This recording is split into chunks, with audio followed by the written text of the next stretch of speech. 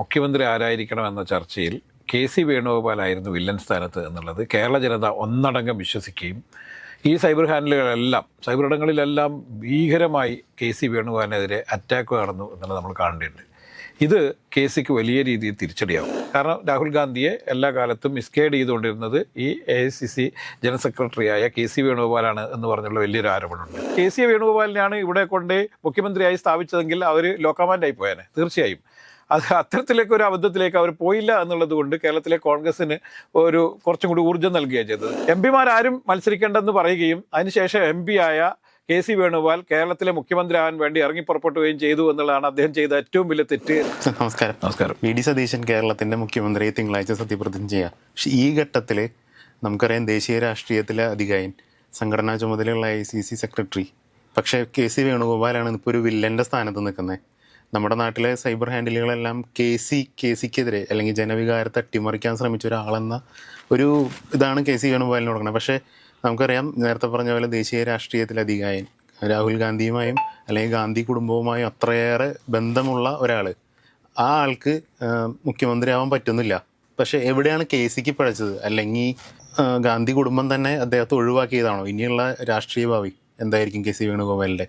കെ.സിയുടെ രാഷ്ട്രീയ ഭാവി ശരിക്കും പറഞ്ഞാൽ വലിയ രീതിയിൽ ഗ്രാഫ് താഴോട്ടേക്ക് പോകാനുള്ള എല്ലാ സാധ്യതയുണ്ട്. കാരണം ഈ 11 ദിവസം നടന്ന ചർച്ച, മുഖ്യമന്ത്രി ആരായിരിക്കണമെന്ന ചർച്ചയിൽ കെ.സി. വേണുഗോപാലായിരുന്നു വില്ലൻ സ്ഥാനത്ത് എന്നുള്ളത് കേരള ജനത ഒന്നടങ്കം വിശ്വസിക്കുകയും ഈ സൈബർ ഇടങ്ങളിലെല്ലാം ഭീകരമായി കെ.സി. വേണുഗോപാലിനെതിരെ അറ്റാക്ക് നടന്നു എന്നുള്ളത് നമ്മൾ കാണേണ്ടതുണ്ട്. ഇത് കെ.സിക്ക് വലിയ രീതിയിൽ തിരിച്ചടിയാവും. കാരണം ഇറങ്ങി പുറപ്പെടുകയും ചെയ്തു, എത്തിയില്ല എന്നുള്ള അവസ്ഥയിലാണ് ഇപ്പോൾ കെ.സി ഉള്ളത്. അതുകൊണ്ട് കെ.സിക്ക് ഇനി തുടർന്ന് അങ്ങോട്ടേക്കുള്ള യാത്ര എന്ന് പറയുന്നത് അത്ര എളുപ്പമായിരിക്കില്ല. കാരണം വളരെ പ്രധാനപ്പെട്ട ഒരു സംഭവം എന്ന് പറയുന്നത്, ഇദ്ദേഹം 2018 തൊട്ട് അവിടെ AICC ജനറൽ സെക്രട്ടറിയാണ്, സംഘടന ചുമതലയുള്ള ജനറൽ സെക്രട്ടറിയാണ്. ഇദ്ദേഹത്തിനെതിരെ ഹിന്ദി ഹൃദയഭൂമിയിലുള്ള കോൺഗ്രസിൻ്റെ പല ഉന്നത നേതാക്കന്മാരും ഈ കെ.സിയെ എങ്ങനെയെങ്കിലും അവിടുന്ന് ഒഴിവാക്കണം എന്നുള്ള ചിന്തയിലായിരുന്നു, അല്ലെങ്കിൽ അത്തരത്തിലൊരു ചർച്ചയിലായിരുന്നു. ഒരുപക്ഷെ അദ്ദേഹം ഇവിടെ മുഖ്യമന്ത്രി ആവുകയാണെങ്കിൽ അദ്ദേഹം തൽക്കാലത്തേക്ക് അവിടുന്ന് രക്ഷപ്പെട്ട് ഇങ്ങോട്ട് പോരാം എന്ന് കെ.സിയും കരുതിയിട്ടുണ്ടാവാം. അല്ലെങ്കിൽ മറ്റുള്ള ആളുകൾ ഇദ്ദേഹത്തിന് ഒരു വീരോചിതമായ ഒരു യാത്രയപ്പ് നൽകാനുള്ള ശ്രമത്തിലായിരുന്നു നമ്മൾ കാണണം. പല കോൺഗ്രസ് നേതാക്കന്മാരുടെയും ആരോപണം എന്ന് പറയുന്നത് രാഹുൽ ഗാന്ധി മിസ്ഗൈഡ് ചെയ്യപ്പെടുന്നു തുടർച്ചയായിട്ട് എന്നുള്ളതാണ്. കാരണം രാഹുൽ ഗാന്ധിയെ എല്ലാ കാലത്തും മിസ്ഗൈഡ് ചെയ്തുകൊണ്ടിരുന്നത് ഈ AICC ജനറൽ സെക്രട്ടറിയായ കെ.സി. വേണുഗോപാലാണ് എന്ന് പറഞ്ഞുള്ള വലിയൊരു ആരോപണമുണ്ട്. ഒരു പരിധിവരെ അത് ശരിയെന്നാണ് താനും. പക്ഷേ കെ.സിക്ക് ഇത്ര കാലമായിട്ടും എന്തുകൊണ്ടാണ് പല നേതാക്കന്മാരുടെയും ഇടയിൽ വലിയ സ്വീകാര്യത ഇല്ലാതായി പോയത് എന്നുള്ളത് വളരെ സീരിയസ് ആയി ചിന്തിക്കേണ്ട ഒരു സമയം കൂടിയാണിത്. ഈ തെരഞ്ഞെടുപ്പ് സമയത്ത് നമുക്കറിയാം, കേരളത്തിൽ ആകമാനം വി.ഡി. സതീശൻ ഉയർത്തിയ വലിയ തരത്തിലുള്ള മുദ്രാവാക്യങ്ങളുണ്ട്. വി.ഡി. സതീശൻ വളരെ തലയുയർത്തിക്കൊണ്ട് പറഞ്ഞിട്ടുണ്ട് 100 സീറ്റിലധികം നേടിക്കൊണ്ട് ടീം യു ഡി എഫ് അധികാരത്തിൽ വരുമെന്നും അങ്ങനെ വരാൻ പറ്റിയില്ലെങ്കിൽ ഞാൻ രാഷ്ട്രീയ വനവാസത്തിന് പോകും എന്നായിരുന്നു. അത്രയേറെ വെല്ലുവിളികൾ തൊടുത്തുവിട്ട് വലിയ രീതിയിൽ മുഖ്യമന്ത്രിക്കെതിരെയും അതുപോലെ തന്നെ CPMൻ്റെ ഈ തരത്തിലെ അഴിമതിക്കെതിരെയും ഒക്കെ നിരന്തരമായി പോരാട്ടം, നിയമസഭയ്ക്കകത്തും പുറത്തും നിരന്തരമായി പോരാടിയതിൻ്റെ ഫലമായിട്ടാണ് ഈ 102 സീറ്റ് എന്നുള്ളൊരു നമ്പറിലേക്കൊക്കെ വരുന്നത്. കേവലമായ ഒരു ഭൂരിപക്ഷമല്ല ഈ UDF ലഭിച്ചതെന്നറിയാം. അതുകൊണ്ട് തന്നെ വി.ഡി. സതീശന് വലിയ സ്വീകാര്യത ഉണ്ടായിരുന്നു. അത് മാത്രമല്ല, ഇപ്പം ഘടകകക്ഷികൾ എന്ന് പറഞ്ഞാൽ ഇപ്പം ഏറ്റവും കൂടുതൽ ആരോപണം ഉന്നയിക്കുന്നത് ലീഗിൻ്റെ സമ്മർദ്ദത്തിന് വഴങ്ങിയാണെന്ന്. ശരിയല്ല. ലീഗ് മാത്രമല്ല, അതുപോലെ തന്നെ കേരള കോൺഗ്രസ് ജോസഫ് ഗ്രൂപ്പ്, അതുപോലെ തന്നെ RSP ഒറ്റ അംഗമാണെങ്കിൽ പോലും CMB അടക്കമുള്ള എല്ലാ ഘടകകക്ഷികളും വി.ഡി. സതീശൻ്റെ പിന്നിൽ പാറ പോലെ ഉറച്ചു നിൽക്കുന്നൊരു കാഴ്ചയാണ് നമ്മൾ കണ്ടത്. അതുകൊണ്ട് തന്നെ കേരളത്തിലെ ജനഹിതം മാനിച്ചുകൊണ്ട് മാത്രമേ മുന്നോട്ട് പോകാൻ പറ്റുള്ളൂ എന്നുള്ളത് ഹൈക്കമാൻഡിന് മനസ്സിലായി, അല്ലെങ്കിൽ കോൺഗ്രസിൻ്റെ ദേശീയ നേതാക്കന്മാർക്ക് എല്ലാവർക്കും മനസ്സിലായതുകൊണ്ടാണ് ഈ കുറേ ദിവസങ്ങളായി വി.ഡി. സതീശനെ ഒഴിവാക്കാൻ വേണ്ടി നടത്തിയ എല്ലാ ശ്രമങ്ങളും പാളിപ്പോവുകയും ഹൈക്കമാൻഡിൻ്റെ ആശീർവാദത്തോടുകൂടി കെ.സി. വേണുഗോപാലിനെ കേരളത്തിലെ മുഖ്യമന്ത്രിയായി വാഴിക്കാനുള്ള ശ്രമങ്ങൾ പരാജയപ്പെടുകയും ചെയ്ത് നമുക്കറിയാം. ഇപ്പം കേരളത്തിൽ തീർച്ചയായും കെ.സി. വേണുഗോപാൽ മുഖ്യമന്ത്രിയാവാൻ യോഗ്യനാണോ എന്ന് വെച്ചാൽ യോഗ്യത കുറവൊന്നുമില്ല. പക്ഷേ അതിനേക്കാൾ യോഗ്യനായ നേതാവ് വി ഡി സതീശനാണെന്ന് ജനം ഒറ്റക്കെട്ടായി പറയുമ്പോൾ ഈ ജനഹിതം മാനിക്കാതെ മുന്നോട്ട് പോകാൻ പറ്റില്ല. ഹൈക്കമാൻഡ് അല്ല, ആർക്കായാലും പോകാൻ പറ്റില്ല എന്ന് ആർക്കറിയാം. അതുകൊണ്ട് ഹൈക്കമാൻഡ് ഇപ്പോൾ ഹൈക്കമാൻഡായി തന്നെ നിലനിൽക്കുന്നു. അല്ലെങ്കിൽ കെ സി വേണുഗോപാലിനെയാണ് ഇവിടെ കൊണ്ട് മുഖ്യമന്ത്രിയായി സ്ഥാപിച്ചതെങ്കിൽ അവർ ലോ കമാൻഡായി പോയാനെ തീർച്ചയായും. അത് അത്തരത്തിലേക്ക് ഒരു അബദ്ധത്തിലേക്ക് അവർ പോയില്ല എന്നുള്ളത് കൊണ്ട് കേരളത്തിലെ കോൺഗ്രസിന് കുറച്ചും കൂടി ഊർജ്ജം നൽകുകയാണ് ചെയ്തത്. കെ സി ഒരുപക്ഷെ അടിച്ചേൽപ്പിക്കുകയും കെ സി മുഖ്യമന്ത്രിയൊക്കെ ആയിരുന്നെങ്കിൽ തീർച്ചയായും അദ്ദേഹം പാർലമെന്റ് അംഗത്വം രാജിവെക്കണം, മറ്റൊരു MLA രാജിവെച്ചിട്ട് അവിടെ ഉപതെരഞ്ഞെടുപ്പ് നടക്കണം. ഈ പാർലമെന്റ് തെരഞ്ഞെടുപ്പിൽ ആലപ്പുഴയിൽ അദ്ദേഹം ആരാണോ കോൺഗ്രസ് സ്ഥാനാർത്ഥിയാവുന്നത് ആ കോൺഗ്രസ് സ്ഥാനാർത്ഥി തോറ്റുപോവുകയും അവിടെ BJP ജയിക്കുകയും ചെയ്ത ദേശീയ തലത്തിൽ തന്നെ അത് കെ സി വേണുഗോപാലിന് പിന്നെ പിടിച്ചു നിൽക്കാൻ പറ്റാത്ത രീതിയിലുള്ള വലിയ രാഷ്ട്രീയ തിരിച്ചടിക്ക് കാരണമാകും. ഇത്തരം വിഷയങ്ങളൊക്കെയാണ് ദേശീയ തലത്തിൽ ഈ കഴിഞ്ഞ ദിവസങ്ങളിൽ നടന്ന ഈ മുഖ്യമന്ത്രി ചർച്ചയിൽ ഉയർന്നത് എന്നുള്ളതാണ്. അതുകൊണ്ടാണ് ഒടുവിൽ കെ സി വേണുഗോപാലിനെ അടിച്ചേൽപ്പിക്കേണ്ടെന്ന് തീരുമാനിക്കുകയും ഏറ്റവും കൂടുതൽ ജനപ്രീതിയുള്ള അല്ലെങ്കിൽ ഘടകകക്ഷികളെ ഏകകണ്ഠമായി തീരുമാനിച്ച വി ഡി സതീശൻ തന്നെ മുഖ്യമന്ത്രി ആവട്ടെ എന്ന് തീരുമാനിച്ചത്. ഇവിടെ സംഭവിച്ചത് ഒരിക്കലും ഈ AICC ജനറൽ സെക്രട്ടറി എന്ന നിലയിൽ സ്വീകരിക്കാൻ പാടില്ലാത്തൊരു നിലപാട് സ്വീകരിച്ചു എന്നുള്ളതാണ് കെ സിക്ക് പറ്റിയ ഏറ്റവും വലിയ അബദ്ധം. അദ്ദേഹം ഒരിക്കലും കേരള മുഖ്യമന്ത്രി ആവാൻ വേണ്ടി ഈ വളഞ്ഞ വഴിയിലൂടെ മുഖ്യമന്ത്രി ആവാൻ വേണ്ടി ശ്രമം നടത്തേണ്ടതായിരുന്നു. അല്ലെങ്കിൽ ഒരു കാര്യം ഉണ്ടായിരുന്നു, നേരത്തെ തന്നെ അദ്ദേഹം പ്രഖ്യാപിക്കണമായിരുന്നു, ഞാൻ ആലപ്പുഴയിലെ പാർലമെന്റ് അംഗത്വം രാജിവെക്കുകയും ഒരു സീറ്റിൽ മത്സരിക്കും. ഇപ്പം ആലപ്പുഴയിൽ തന്നെ നേരത്തെ ജയിച്ച സ്ഥലമാണ്, ആലപ്പുഴയിൽ തന്നെ മത്സരിക്കാമായിരുന്നു. ഇപ്പോൾ AD തോമസ് ജയിച്ച് അതേ മണ്ഡലത്തിൽ വേണമെങ്കിൽ അദ്ദേഹത്തിന് മത്സരിച്ച് ജയിക്കാമായിരുന്നു. അതിനൊന്നും മുതിരാതെ MP-മാർ ആരും മത്സരിക്കേണ്ടെന്ന് അദ്ദേഹം തന്നെ പ്രഖ്യാപിക്കുകയും മത്സരിക്കാൻ വേണ്ടി ഇറങ്ങിപ്പുറപ്പെട്ട ആളുകളെയൊക്കെ അദ്ദേഹം തന്നെ തിരിച്ച് അയക്കുകയൊക്കെ ചെയ്യുന്ന കാഴ്ചയൊക്കെ നമ്മൾ കണ്ടതാണ്. ഇപ്പം അടൂർ പ്രകാശിനെയും അതുപോലെ തന്നെ MK രാഘവനെയും അതുപോലെ തന്നെ K സുധാകരനെയൊക്കെ അദ്ദേഹം മാറ്റി നിർത്താൻ വേണ്ടി വലിയ ശ്രമങ്ങളൊക്കെ നടത്തി നമ്മൾ കണ്ടതാണ്. അത് വിജയിച്ചുമാണ്.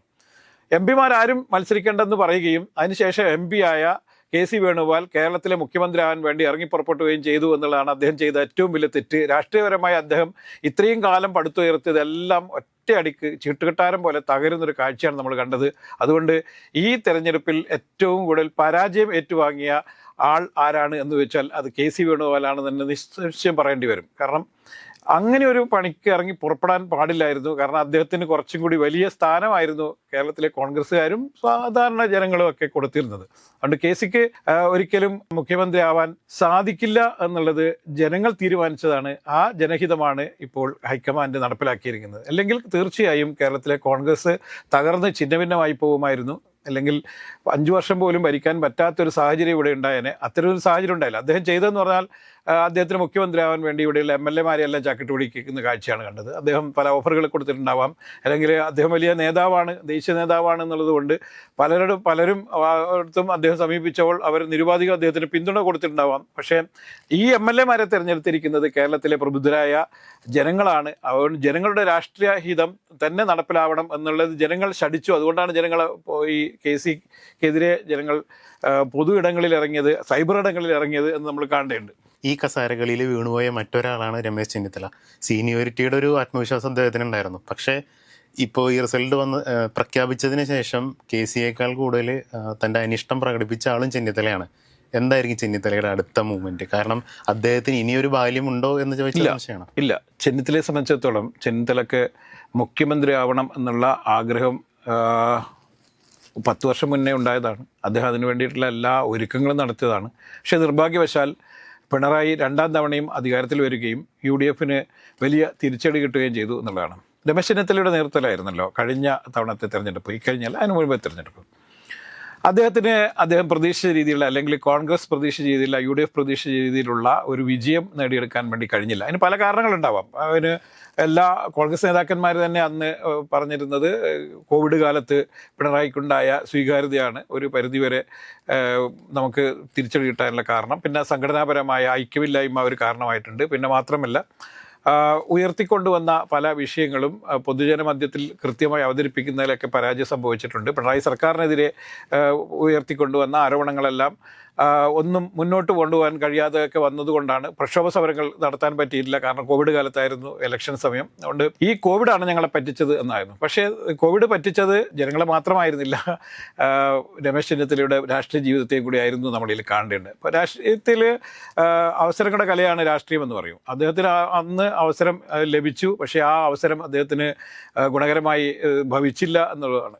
ഇത്തവണ കോൺഗ്രസിനെ നയിച്ചത് അല്ലെങ്കിൽ UDF നയിച്ചത് എന്ന് പറയുന്നത് VD സതീശനായിരുന്നു, പ്രതിപക്ഷ നേതാവായിരുന്നു VD സതീശനായിരുന്നു. അപ്പം അദ്ദേഹം ആരോപിക്കുന്നൊരു, അന്ന് ഏറ്റവും കൂടുതൽ ആരോപിച്ചിരുന്നത്, ഞാൻ മന്ത്രിയായിട്ടുണ്ട്, ആഭ്യന്തര വകുപ്പ് മന്ത്രിയായിട്ടുണ്ട്, KPCC അധ്യക്ഷനായിട്ടുണ്ട്, തീർച്ചയായും പ്രതിപക്ഷ നേതാവ് കൂടിയായിരുന്നു ഞാൻ, അതുകൊണ്ട് എനിക്ക് ഇത്തവണ അവസരം നൽകണമെന്നാണ് അദ്ദേഹം ഇത് അവസാന ഘട്ടം വരെ ആലോചിച്ചത്. പക്ഷേ ഇന്ന് രാവിലെ പ്രഖ്യാപനം വന്നതോടുകൂടി ഏറ്റവും കൂടുതൽ നിരാശനാവുകയും അദ്ദേഹം ഇപ്പം ഇന്ന് നടക്കുന്ന യോഗത്തിലൊന്നും പങ്കെടുക്കാതെയാണ് അദ്ദേഹം ഗുരുവായൂരിലേക്ക് പോയി എന്നാണ് ഏറ്റവും അവസാനമായി വരുന്ന വിവരങ്ങൾ. അപ്പം ഇത് വലിയ രീതിയിലുള്ള പ്രതിഷേധവും സമ്മർദ്ദ തന്ത്രവും കൂടിയാണ്. പക്ഷേ അദ്ദേഹത്തിന് ആഭ്യന്തര വകുപ്പെങ്കിലും ലഭിക്കുന്ന ഒരു സാഹചര്യം ഉണ്ടായില്ലെങ്കിൽ ഒരു കോൺഗ്രസിൽ തന്നെ ഒരു പ്രതിപക്ഷ നേതാവ് ഉണ്ടാകുന്ന ഒരു കാഴ്ചയാണ്, അല്ലെങ്കിൽ ഈ സർക്കാരിൽ ഏറ്റവും വലിയ തിരുത്തൽവാദിയായി മിക്കവാറും വീണ്ടും ചെന്നിത്തല മാറും എന്നുള്ള കാര്യത്തിൽ നമുക്കൊരു സംശയമില്ല. സീനിയോറിറ്റി എന്ന് പറയുന്നത്, അതൊക്കെ എന്ന് പറയുന്നത് ഒരു കീഴ്വഴക്കം മാത്രമാണ്. അങ്ങനെ നടപ്പിലാവണം എന്ന കാര്യമില്ല. കാരണം നമുക്കറിയാലോ, 36ാമത്തെ വയസ്സിൽ AK ആന്റണി മുഖ്യമന്ത്രിയായിട്ടുണ്ടാകും. ആ സമയത്തൊക്കെ സീനിയോറിറ്റി പറയുകയാണെങ്കിൽ നിരവധി നേതാക്കന്മാർ, ഏറ്റവും പ്രഗത്ഭരായ നേതാക്കന്മാർ കോൺഗ്രസിൽ ഉണ്ടായിട്ട് പോലും മുഖ്യമന്ത്രിയായിട്ട് അന്ന് ഈ AK ആന്റണി 36ാമത്തെ വയസ്സിൽ ഇരുന്നൊരു കേരളത്തിലാണ് ഈ പറയുന്നതെന്ന് ആലോചിക്കണം. അതുകൊണ്ട് സീനിയോറിറ്റി അല്ല ലക്ഷ്യം, അല്ലെങ്കിൽ സീനിയോറിറ്റി ഒന്നും ഒരിക്കലും പരിഗണിക്കേണ്ടതില്ല രാഷ്ട്രീയത്തിൽ. രാഷ്ട്രീയത്തിൽ എന്ന് പറയുന്നത് തന്ത്രജ്ഞതയാണ്. ഈ തെരഞ്ഞെടുപ്പ് വിജയിക്കാൻ വേണ്ടി എല്ലാ ഒരുക്കങ്ങളും ഉണ്ടാക്കുകയും അതനുസരിച്ച് കൃത്യമായി പ്ലാൻ ഉണ്ടാക്കുകയും ആ പ്ലാൻ പ്രകാരം തന്നെ മുന്നോട്ട് പോവുകയും സർക്കാർ ഉണ്ടാക്കാനുള്ള അവസ്ഥയിലേക്ക് കോൺഗ്രസിനെ അല്ലെങ്കിൽ UDF മാറ്റിയെടുക്കുകയും ചെയ്തു എന്നുള്ളത് തന്നെയാണ് ഈ VD സതീശൻ്റെ ഏറ്റവും വലിയ സ്വീകാര്യത. അതുകൊണ്ട് VD സതീശൻ നയിച്ചവർ തന്നെ ഭരിക്കട്ടെ എന്നുള്ളതായിരുന്നു ഘടകകക്ഷികളുടെ എല്ലാം തീരുമാനം. അതുകൊണ്ട് ഘടകകക്ഷികളെ ആരെയും വിശ്വാസത്തിലെടുക്കാൻ വേണ്ടിയിട്ട് രമേശ് ചെന്നിത്തലയ്ക്ക് പറ്റാതെ പോയതാണ് അദ്ദേഹത്തിന് ഈ സീറ്റ്, മുഖ്യമന്ത്രി സ്ഥാനം നഷ്ടപ്പെടേണ്ട ഒരു കാരണം. അതുകൊണ്ട് തന്നെ ഇനി രമേശ് ചെന്നിത്തലയ്ക്ക് ഒരു മുഖ്യമന്ത്രി ആവുക എന്നുള്ള സ്വപ്നം ഒരിക്കലും പൂവണിയാൻ പോകുന്നില്ല എന്നുള്ളതാണ്. കാരണം ഇനിയൊരു അവസരം ഉണ്ടാവുക എന്നൊക്കെ പറയുന്നത് എളുപ്പമല്ല. അദ്ദേഹം പ്രായം ഉള്ള ആളാണ്. രണ്ടാമത്, അദ്ദേഹത്തിന് അങ്ങനെ ഒരു അവസരം ഇനി കോൺഗ്രസ് നൽകുമെന്ന് പ്രതീക്ഷിക്കരുത്. ഒരുപക്ഷെ അദ്ദേഹത്തിന് AICC ഭാരവാഹിയാക്കി ഡൽഹിയിലേക്ക് കൊണ്ടുപോയേക്കാം. പക്ഷേ ഇപ്പോൾ അദ്ദേഹം നടത്തുന്ന ഈ ഇത്തരത്തിലുള്ള പ്രതികരണം അദ്ദേഹത്തിന് ഉള്ള സ്വീകാര്യത പോലും നഷ്ടപ്പെടുന്ന രീതിയിലേക്കാണ് കാര്യങ്ങൾ പോകുന്നത് എന്നുള്ളതാണ്. കാരണം അദ്ദേഹത്തിൻ്റെ പിന്നിൽ ഒരുപാട് MLA-മാരില്ല, അദ്ദേഹത്തിന് നേതാക്കന്മാരുടെ പിന്തുണ വളരെ കുറവാണ് എന്നുള്ളത് കൊണ്ട് അദ്ദേഹത്തിന് ഈ തരത്തിലുള്ള പ്രതിഷേധവും പ്രതികരണവും ഒക്കെ വലിയ രീതിയിൽ തിരിച്ചടിയാവും എന്ന് തന്നെയാണ് നമ്മൾ വിലയിരുത്തേണ്ടത്.